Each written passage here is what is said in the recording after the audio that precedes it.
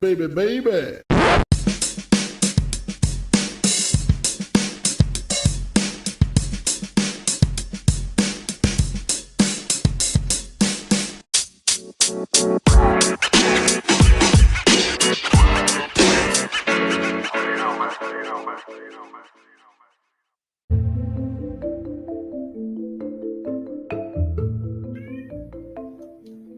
Hello, all you beautiful people. It's your boy, NotoriousSA, aka Steve Anderson, aka Diamond Joe Biden. You probably, if you don't recognize Diamond Joe Biden, that's how the Onion used to describe the former Vice President of the United States as the lovable, fun, huckster gaffe machine that was attached to the presidency of Barack Obama. Now he's the front runner for the presidency. He's been through a lot, had some real shaky ground early in the primary season, but it seems like it all came together for him. Seems like he's stepping up in a unique moment in time where he can capture the unpopularity of an incumbent that is so powerful that the vast majority of his voters aren't voting for Joe Biden because they like Joe Biden. They're voting for him because he's not Donald Trump. The same attitude many Trump voters felt by voting not for Trump, but by voting against Hillary. Joe Biden's had a long career, right? I mean long. Like before I was born, before most of my generation was born. And he's had some personal struggles as well. But at the end of the day, he's Barack Obama's vice president. That's his legacy going into this election. And something that I want to kind of emphasize is that something happened while he was vice president. Something that he led specifically that resulted in a massive system of injustice spread out across these nation's college campuses. If you know what I'm talking about, I mentioned it earlier. It's that when Joe Biden was vice president and Barack Obama was vice president, during their administration, the Department of Education issued federal guidelines responding to what the Obama administration considered a national epidemic of campus sexual assault.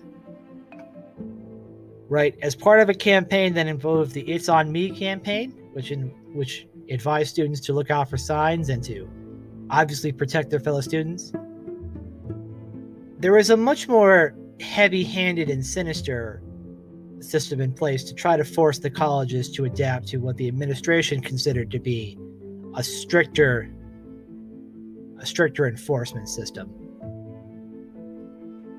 They basically said that if a college doesn't aggressively go after campus sexual assault, they will give these schools a death penalty, which is to withdraw federal funding that resisted these directives.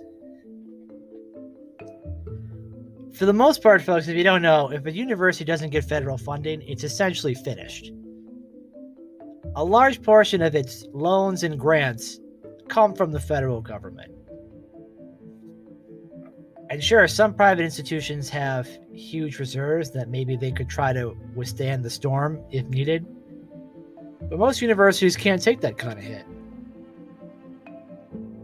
So they followed the guidelines and created this Byzantine system of star chambers and of unconstitutional venues to which students, at the mere accusation of assault, were expelled from their university.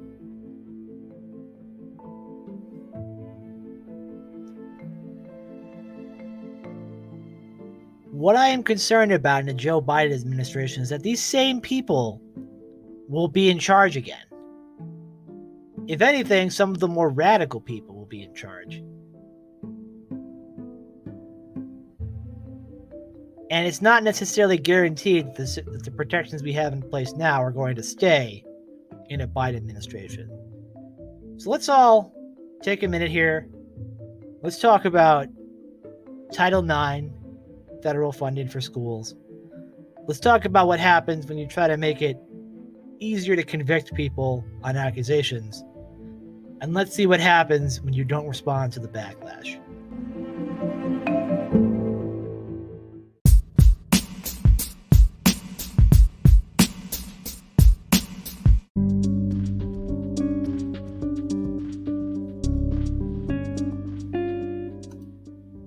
From the Washington Post. On April 4th, 2011, the same day that President Obama formally announced his re-election bid, his education department, with no advance notice, reinterpreted Title IX as giving the federal government authority to dictate the specific procedures that colleges must use to educate student sexual assault allegations. This Dear Colleague letter, issued by the Office for Civil Rights, told all of the more than 7,000 colleges that receive federal money to use the lowest possible standard of proof, a preponderance of evidence, in sexual assault cases, though not in less serious matters such as cheating and noise violations. The letter required universities to allow accusers to appeal not guilty findings, a form of double jeopardy. It further told schools to accelerate their adjudications with a recommended 60-day limit. And, perhaps most important, the OCR strongly discouraged cross-examination of accusers, given the procedures that most universities employed. The Obama administration never explained the timing of this document's release, nor did it explain how a plainly worded 40-year-old anti-discrimination law had become a source of such highly controversial mandates. In early 2016, Oklahoma Senator James Lankford, who emerged as an important defender of campus due process, requested that the Education Department provide the legal basis for the original Dear Colleague letter. The response was less than convincing, even though the Obama administration had nearly 5 years to come up with a rationale. In a single paragraph, then head of the OCR, Catherine Lehman, maintained that the 2011 letter merely reminded colleges and universities of a requirement to use the preponderance of evidence standard, which she asserted OCR had previously established in 2 unpublished letters with individual universities. Now, in case you didn't hear about this, right? It's been kind of a low-key issue in the era of the Trump administration. But the Obama administration basically pressured these universities to make it as easy as possible to convict those accused of sexual misconduct. And not only did they make it easier, they expanded the definition of what considered sexual misconduct. It included everything from sexual assault to unwanted touching and catcalling. That's a pretty broad spectrum to include in the purposes of sexual assault.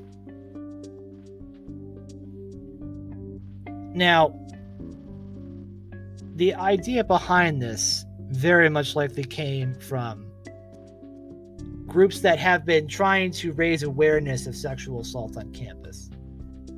And one of the issues with some of the work that they've done is that there's a lot of statistics being thrown out about exactly what the level is in terms of safety on a campus. You'll often hear that statistics show that 1 out of every 5 students is subject to sexual assault on a college campus, or 1 out of 4. That's pretty high, right? That's like unfathomably high. That's like African countries where the rule of law doesn't exist high. specifically the Republic of Congo, a war-torn nation where rape is often used as a weapon of war.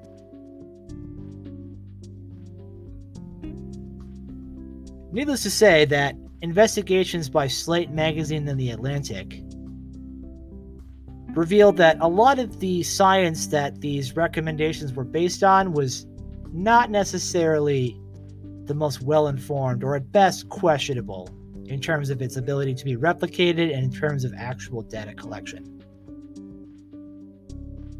But it's too late for that. The Obama administration, whoever in the Department of Education, decided that this was the time to create a system where any accusation can result in conviction and expulsion. Let's be clear. No one is saying that sexual assault on campus isn't a problem and that it doesn't need to be dealt with professionally, and that it involves usually dealing with both law enforcement and school administration in terms of its code of conduct. But the problem with this system was that after it was implemented, students began to be rejected and expelled from universities under the flimsiest of circumstances. Right? Essentially, what you would have is someone would make an accusation against another student, and then 3 people randomly assigned, whether they be university provost or staff or professors, people who are not trained to handle these kind of situations, would then hear from the accuser and just notify the accused without giving the ability to present evidence or cross-examine the witness. And this be up to the sole discretion of 2 or 3 people in the university as to whether or not this person committed a crime and deserved to be suspended or expelled from the university.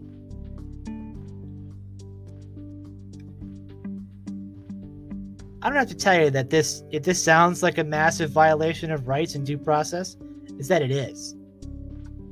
And that it got very little attention outside from certain legal circles, where people were very concerned that the federal government was using its massive weight and power of the purse to force universities to implement these unjust and frankly discriminatory practices of dealing with campus sexual assault. But you know what happened? People fought back. People, when abused by this system, took it to court. Over 400 civil cases have been filed before the Trump administration took over. Let me tell you the words of U.S. Appeals Court Judge Raymond Kethledge in a June opinion regarding Oberlin College. Any number of federal, constitutional, and statutory provisions reflect the proposition that in this country, we determine guilt or innocence individually, rather than collectively based on one's identification with some demographic group. The principle has not always been perfectly realized in our nation's history, but as judges, it is one that we take an oath to enforce.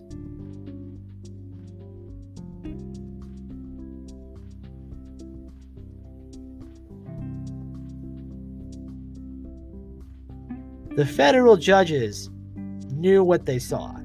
They saw the government and the universities creating unfair, arbitrary systems designed to convict people on a mere accusation.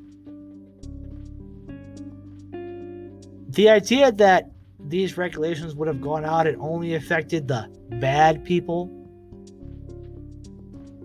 is very much a naive way of understanding how human interaction works, particularly college kids, where you have adults whose brains haven't fully developed in situations with their peers, and of course drugs and alcohol are an ever-present factor.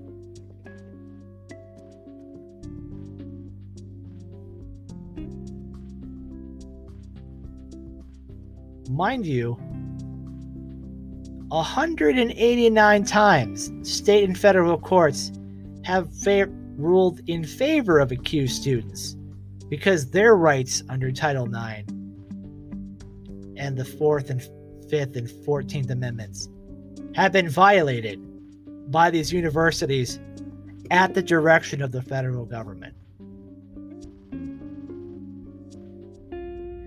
It's not as if this was, like, shocking. Harvard Law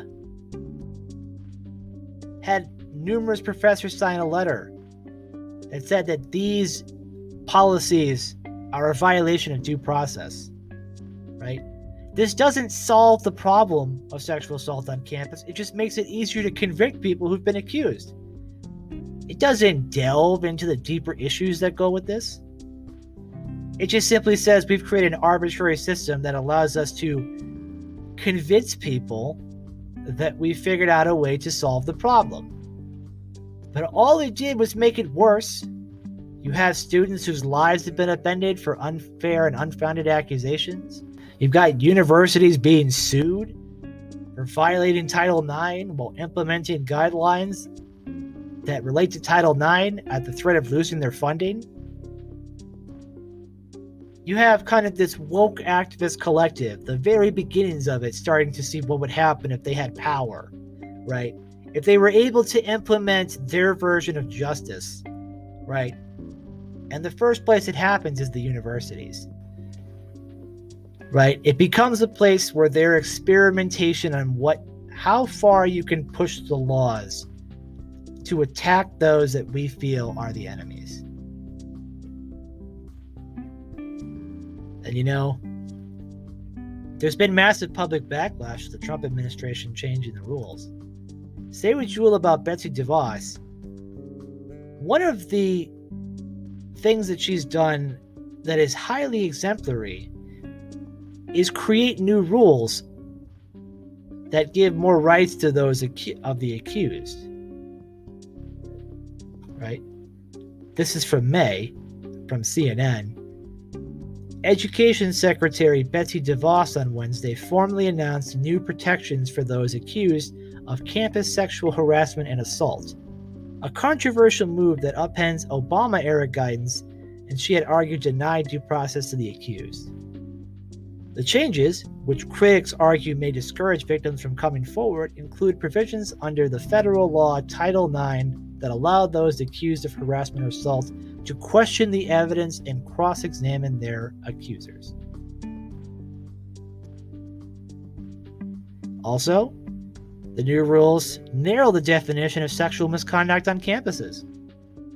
They define sexual harassment as a school employee conditioning education benefits upon participation in an unwelcome sexual conduct, unwelcome conduct that a reasonable person would determine is so severe, pervasive, and objectively offensive that it effectively denies a person equal access to the school's education program or activity, or sexual assault, dating violence, domestic violence, and stalking. This is much more narrow than the Obama administration's letter. The new regulations require schools to investigate allegations in any formal complaint, but dismiss allegations of conduct that don't meet the definition of sexual harassment.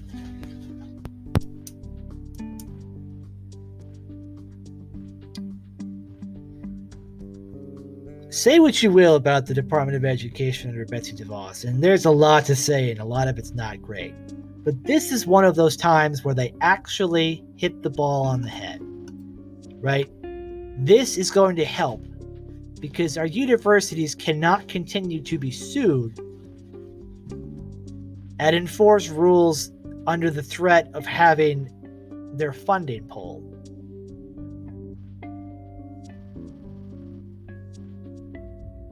This is the part of Joe Biden's legacy that if I were Trump, I would definitely bring up. Particularly because it involves law and order.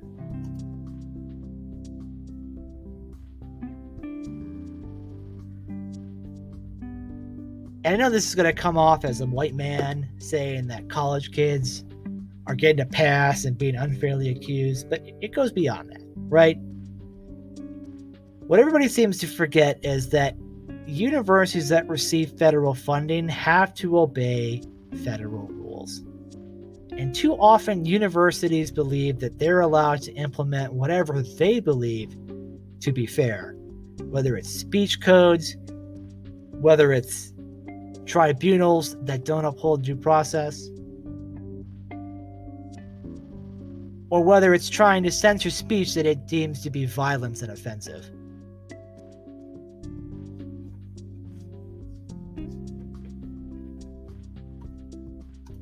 Many on the conservative right are very concerned with the state of universities, in that increasingly the student body and the administration, despite being funded with taxpayer dollars, right, believe that they are above the Constitution and above the Bill of Rights. Right? This is where many young people are going to go be adults for the first time, right? And what kind of system are we setting up for them when we tell them that this is how the world works? We can't have systems where people can have their entire lives destroyed on a mere accusation.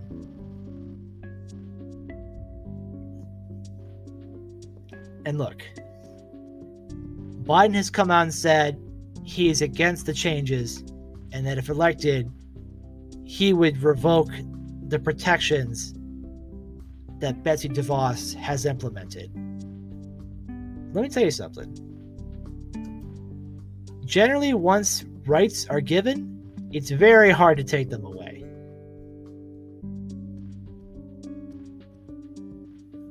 But in this case, it's possible that we may have these protections removed, and that these colleges will once again be in a position where they're forced to just start essentially just expelling students for the sake of proving that they're taking something seriously. You know, let's not talk about what we can do in terms of, you know, awareness campaigns. Let's not talk about the role of alcohol involved in all of this, right? Let's not even talk about how we talk about consent, or talk about how children essentially, children who are 18 years old, should interact with one another without supervision. There are no easy answers, but in order to create a system where students feel safe, right, there has to be a system of accountability. Obviously, those who are victims need to feel safe and have the ability to report to universities and to the police. Right? It is not the university's job to conduct a criminal investigation and try to expel students without the ability for them to defend themselves. Right? It just seems like universities are supposed to be places where we protect the very basic fundamentals of our democracy, right? Due process and free speech, right? The exchange of ideas, right? This is just the first step in what many people see as part of the backslide behind Joe Biden, where that those he will take with him into power have already done something once like this and will subject who knows what else to it. What else can you tie federal funding to and force universities and other schools to do against the rights of their own students? To try to solve a problem that you don't have a good understanding of.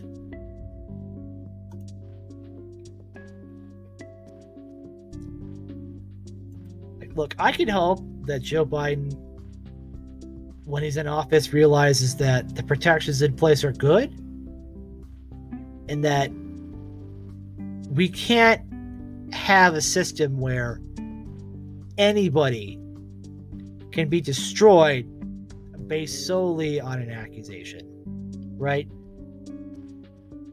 And if we remember, right, if we remember the before time, 2019, right, when Joe Biden was accused of inappropriately touching people, he was accused of misconduct, right? there was a ton of testimonials about his character that came out. And the slogan, "Believe all women," turned into "Believe women."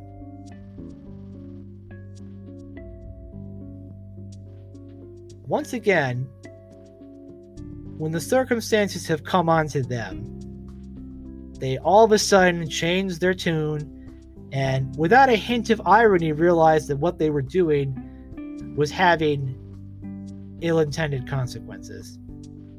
Unintended consequences. Maybe ill-intended.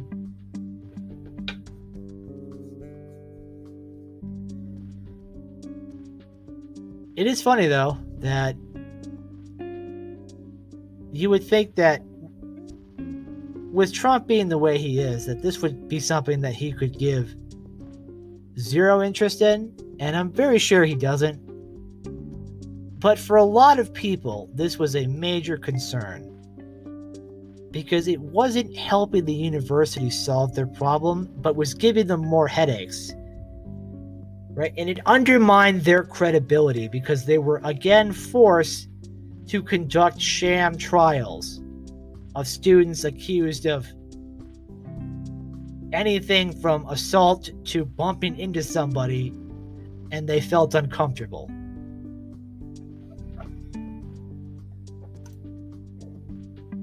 You know, if Joe Biden brings some of these same people back, what's going to happen to other departments that they creep into, right? We all like to talk about how the Trump administration likes to step over people's rights. But Joe Biden already has a major initiative under his belt that has resulted in nothing but problems for the universities.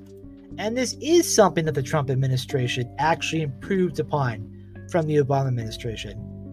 And yet they get no credit for it. It's buried under the news of all the other misgivings and misdeeds that the Trump administration has brought out. And I would hope that in a world where Biden is supposed to listen to those of us who may not be 100% on board with what the left has to offer, that there will be something in him that realizes that maybe going back to that system is not ideal. You know, maybe the problem is that because we're starting to let accusations alone define crimes, right? We're starting to see that people are being unfairly accused of things, right? And that is forcing us to either say that this person has to be destroyed or that this person has to be completely innocent of the charges. Because in our hyper-partisan atmosphere, that is what's happening. And what are the long-term effects of this kind of thinking? The Brett Kavanaugh hearings.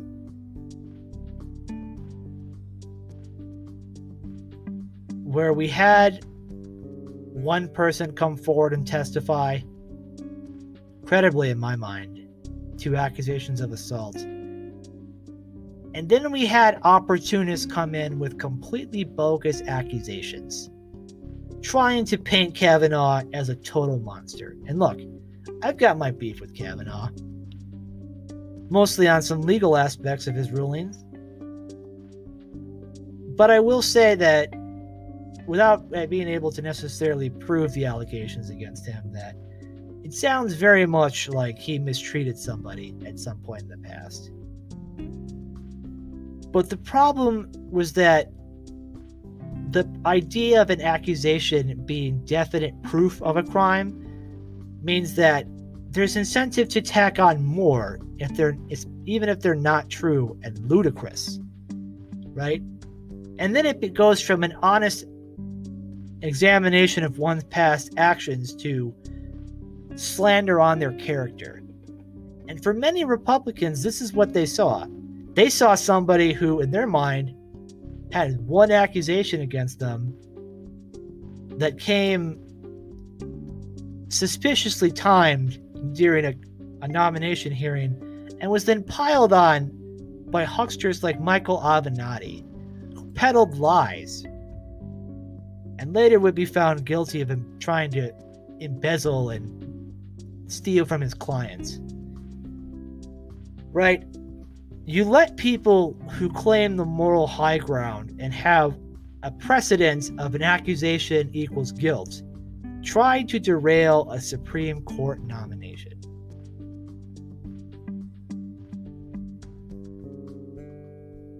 Many conservatives do not want to see a world in which due process is eliminated. And when it comes to these very charged issues, it deserves to have thoughtful examination, understanding of the law, understanding of human psychology, and an understanding that we have to create a system where there's accountability on all sides. You know what? For too long, universities ignored the problem, right? They ignored the problem. They didn't study it. The studies that we did have may not necessarily be reflective or accurate. And then we create policies based on these studies. And this is what happens, right? You get 400 lawsuits against universities. You get 189 wins from students who were wrongfully denied due process.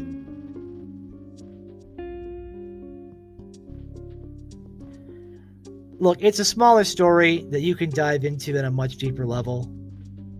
But the reason I want to bring this up is that if Joe Biden wins and he decides to go back to this, it has to be challenged. And it has to be measured that no, Mr. President / Mr. Vice President, you cannot take these protections away from people. You cannot force the universities to go back to a plan that was ill thought out and dangerous. And as I mentioned before, the same people who helped write that policy, right? They've guided another generation of people, right? Who have a very different understanding of how the First Amendment works from you and me. They have a very different understanding of criminal procedure, right? And are so convinced of the righteousness of their mission that they will trample over anyone to get what they believe is their ideal version of the world. We can't let it happen. If Joe Biden's going to win this election, then the progressive left is going to try to pull some of the same obnoxious, unconstitutional nonsense using federal funds and federal directives.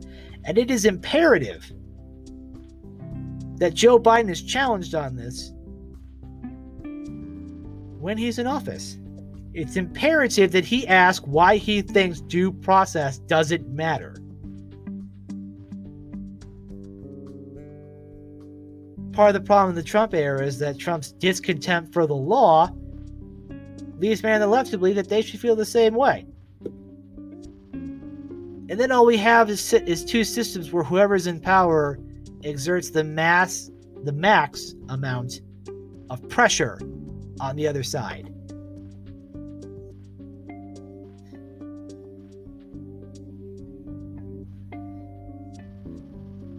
We can hope that when this is all said and done, Joe Biden will listen to those who work to change these guidelines. That he will make sure that students are protected, both the victims and the accused, in terms of their rights. And that he will work to make sure that college campuses remain beacons of free speech, of legal protections, and of places where young minds can be shaped and challenged, not coddled, not protected, and not forced into arbitrary systems that don't reflect the real world. It's a short one today, folks. Had a lot of stuff going on in my life. I want to talk about the census tomorrow, or whenever I get to it. Because this is what happens when incompetence takes over government. And I'll be more than happy to detail that later, but thank you to everybody for listening. I would recommend reading the articles in The Atlantic and Slate. I don't have them linked, but if you just Google Title IX Dear Colleague Letter, you'll find them the top Google searches. And feel free to explore this topic in greater detail.